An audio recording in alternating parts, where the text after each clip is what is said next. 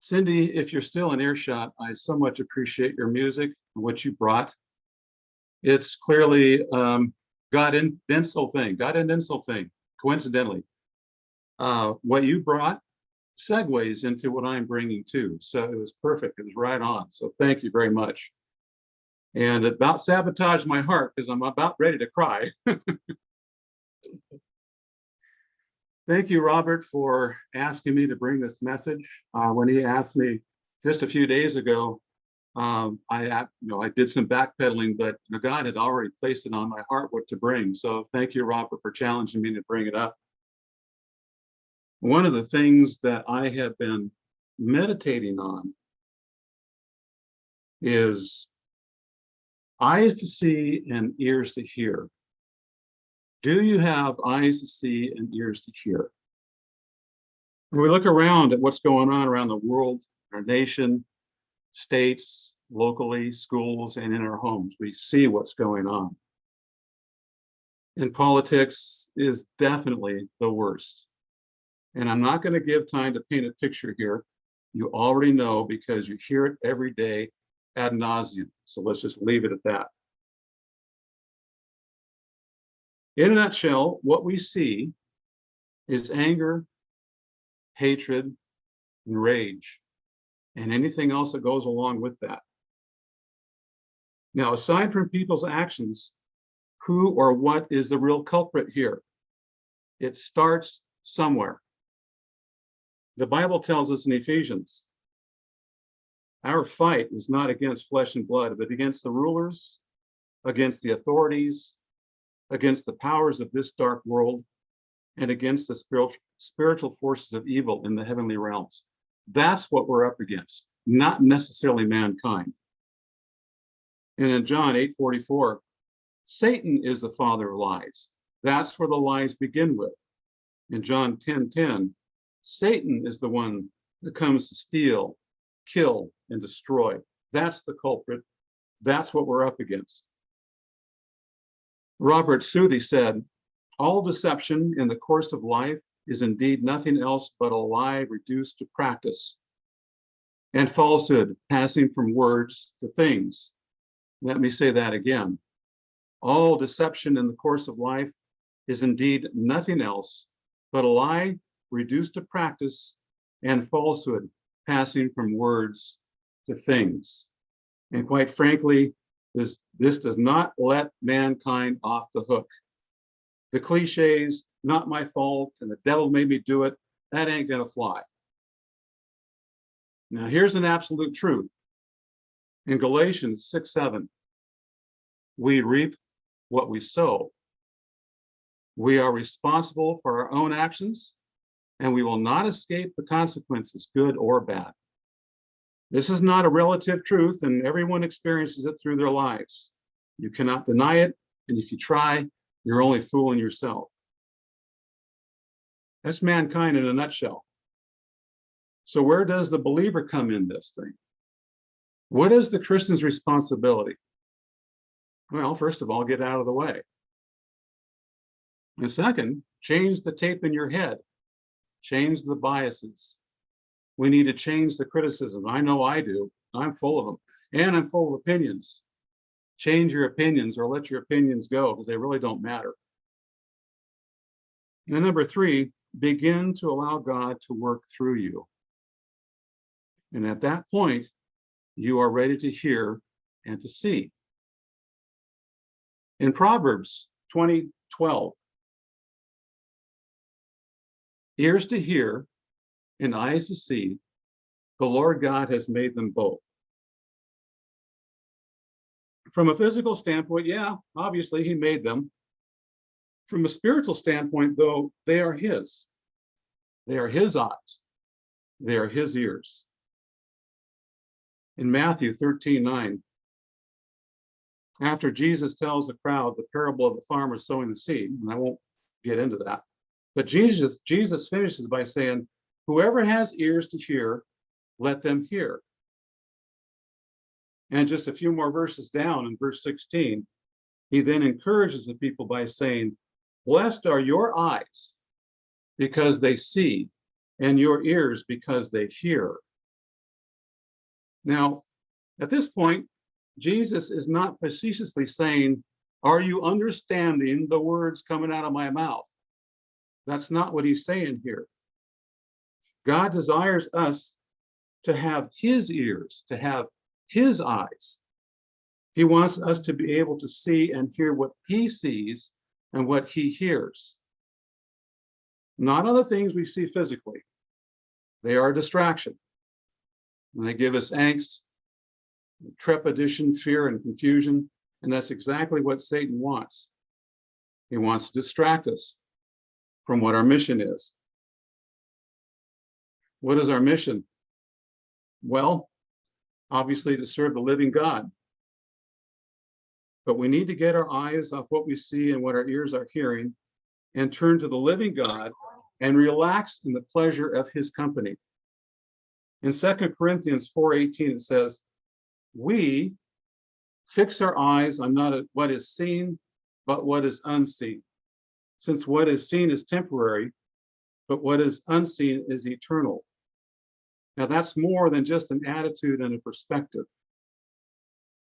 Jesus doesn't want us to get wrapped up on what we see and what we hear. He wants us to concentrate on what he is telling us and what he is showing us, and he will reveal it to us. You realize that he who is in you is greater than he who is in the world. And if the Spirit of God is in you, you will freely hear what he is having to say and how he's leading you. It isn't that big of us that we allow him to. Isn't that great? Because in Hebrews 11:1, it says, faith has the confidence of what we hope for, evidence of the things not seen. Now, the strange thing about what this sounds like is, it almost sounds like sci-fi, sort of, kind of. But again, God is telling us, look, I have done these things. I have these things for you to do. But what you are seeing are things that are in your way, whether there are biases, opinions, or even physical distractions. We need to go beyond that in faith, without fear, because God has a mission. God has a plan for you. And you need to realize that here on earth, we are the first line of defense, or maybe offense. I guess it really doesn't matter at that point, because if we don't get ourselves out of the way, how on earth are we going to pray? If we don't get ourselves out of the way, how can we hear how he wants us to pray? Case in point, I'm going to tell you a number of stories. A couple weekends ago, we had Antifa come to Oregon City, and they camped out down at the Clackamas Park and took it over. And we had 5 or 6 companies of police in here. We had police from West Linn and Oregon City and Milwaukee and the sheriff, and I think even Molalla was there. And they had it pretty well bottled up. And as my friends and I were texting back and forth, you can hear the vengeful spirit. Go get them, kick their butts, whatever the case may be. We don't want them here, blah, blah, blah. What I was not listening to at the time was the Lord was saying, and I wasn't listening, he was saying, pray for them. Now, he got my attention at that point. So I don't want to pray for them. They're here in Oregon City. They're causing us trouble. This is Antifa. Look what they did to Portland. Come on. He says, no, I had to hear. He said, even though you see what's going on, listen to what I'm saying to you. And he said, they are my creation, just like you. Now, what are you going to do about it? What could I do about it? He says, Lord, how should I pray? He said, pray for every one of their souls. I don't know their names. I wasn't even down there looking at it. But he told me to pray for their souls because they're his creation. So I did. As a matter of fact, Sylvia joined me. We prayed for their souls. Now that has ears to hear. Even though what I was seeing, I didn't appreciate it, didn't like it, God worked me over, and I followed through with what I was hearing him say. Now, I don't know what the end result will be, but I'm sure there's a number that'll be saved in the long run.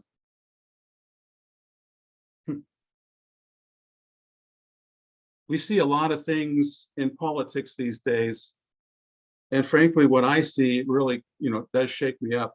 I lost a lot of confidence in what I see in the administration. But again, that's what I see. And what God is saying to me is pray for your leaders. Now, that's what it says in the Bible. Pray for your leaders, pray for those in authority. Oh, I don't want to pray for them. I don't agree with anything they have to say. And look what they're doing. No, pray. Not so much for favorable policies or even a change in direction, but again, you pray for their lives. That's what he's telling us. Pray for their lives. And of course, at that point, it really saves me from a critical spirit. He who has eyes to hear, eyes to see, and ears to hear. Ears to hear. A little more closer to home, I was visiting friends yesterday and having a really good time. And we had a conversation. I remember I was sitting on a couch, much like what we have here. And my friend's wife was sitting next to me. And she began talking about a neighbor. And what she was saying was really not favorable. In fact, it got a little bit critical. So I did the next best thing I could, and I picked up a pillow and I smacked her with it. I got her attention. And it didn't seem to faze her because she kept talking. So I hit her again and again and again. Well, I finally got her attention and she stopped. And I said, do you realize what you're saying? And she said, well, yeah, so-and-so is a so-and-so. And I said, yeah, but are you any better? Am I any better? And then I said something that Jack taught us to say. You're allowing this person to live rent-free in your brain. And then I remember what Katie said. Her opinion of you is none of your business. And I sounded so profound, I had the whole room stopped. And they looked at me like I was God. I can't give myself credit. But nonetheless, it stopped the conversation. And it turned the conversation away from critical thinking and went on to something else much more uplifting. I was listening, not entirely on my own, because I would just love to jump in and agree with her because I know the other person. But on the other hand, that person is God's creation. He who has ears to hear.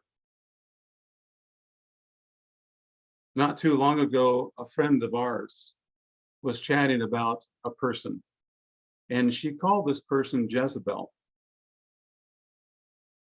And I thought about that for a couple of minutes, and I asked this person, I said, as she was expounding on this Jezebel and what she was doing and so forth, I asked her quietly, I asked, what's her name? And she stopped and looked at me and she says, what? I said, this person is God's creation, regardless of what she's done to you or anyone else. What's her name? She has a name. And she did say the name of the person. And then she stopped her story. And just a few days ago, this gal was sharing with Sylvia what that really meant.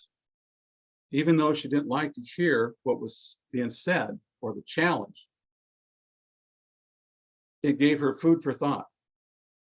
And I suppose if I hadn't said something, she would probably still have that same attitude today.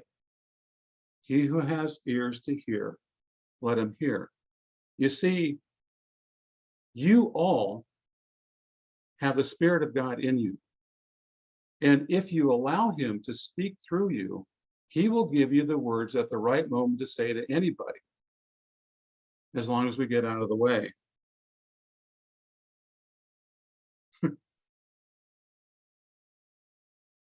A couple of weeks ago, Brian, our son, came up to me. He's been a great help to us in our business for the last 10 or 12 years. And he said, Dad, I need to get on a career path. I love you, I like painting, but I really do need to get on with my life.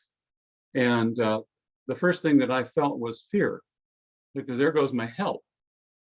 But rather than, saying anything other than go with God, it was, okay, son, knock yourself out, something like that. Well, the interesting thing is last week, he was looking online at a place in Wilsonville. He wants to do auto body and fender. Ain't that cool, Jeff? My son doing auto body and fender. So out of the blue, he finds the place, walks in, and gets an appointment the next day at noon. 2 days later, they hired him. He went to work Thursday and Friday, had the time of his life. Minimum wage, groundwork, foot in the door, but this is what he wants to do. Now, had I allowed my fear to get a hold of me, I wouldn't have heard what God was telling me. You know, I could have played a nice guilt trip on him and all that kind of stuff, but it's just that, you know, hey, that's my kid. He's also a child of the King. So who am I to get in the way? It's interesting. Our words can change a life in one conversation. Our actions can change another person's actions. Things can change one person at a time. But if we don't get out of the way and really see what God is doing and really hear what he's doing, I know that I can really mess things up. I would rather serve the living God than myself. First of all, it really feels good. It really does. I mean, after that pillow talk conversation, it was awesome. It set the whole tone for the rest of the day, and the conversation was above board. I would really have loved to jump in, but no, it was awesome. And I don't think they detected anything.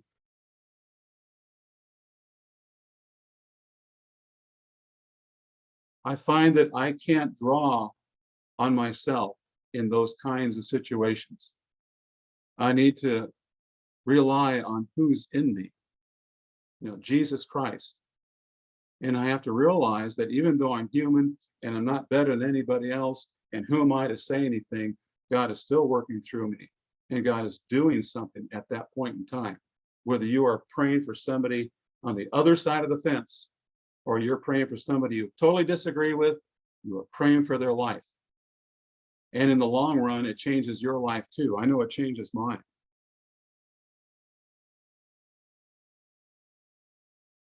So I guess at that point, the choice is ours.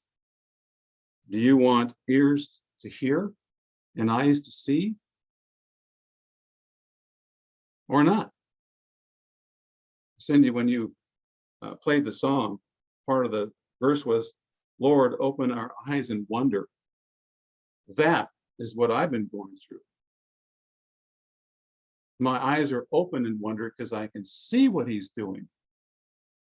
I can see what the Lord is doing. I'm not talking about prophecy through the whole nation or the whole world, but I can see in front of me what he's doing in front of me.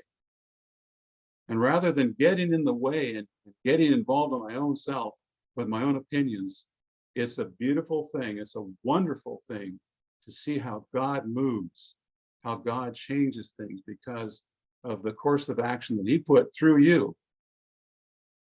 He is moving through you. And every one of us has a daily opportunity. Daily. I kid you not. Even when you're picking blueberries, there's an opportunity. It's a wonderful thing. And I think the more sensitive to that fact we are, the more the opportunities, the more the Lord can use us.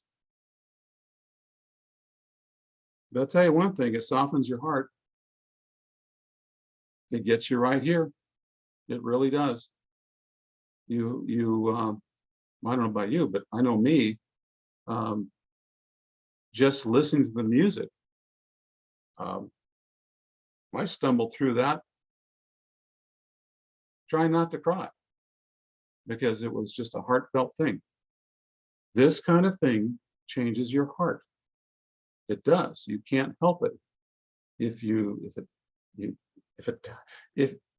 can't be helped. If it is, you might as well be dead. You know. So it's up to you. It's up to us. Do you want eyes to hear, eyes to see, and ears to hear? Do you want to be a part of the Lord's mission? Do you want to be a part of his plan? It is an amazing, amazing thing when you're doing his thing and not your own. So that's pretty much the long and the short of it. It's kind of my story, but I think it's a story for all of us. Eyes to see and ears to hear what's in front of us, because he can use all of us in a mighty way. So, and I remember what Hillel said, if not now, when? If not now, when? So you're not on your own.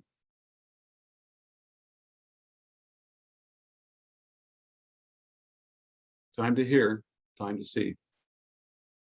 So there you go.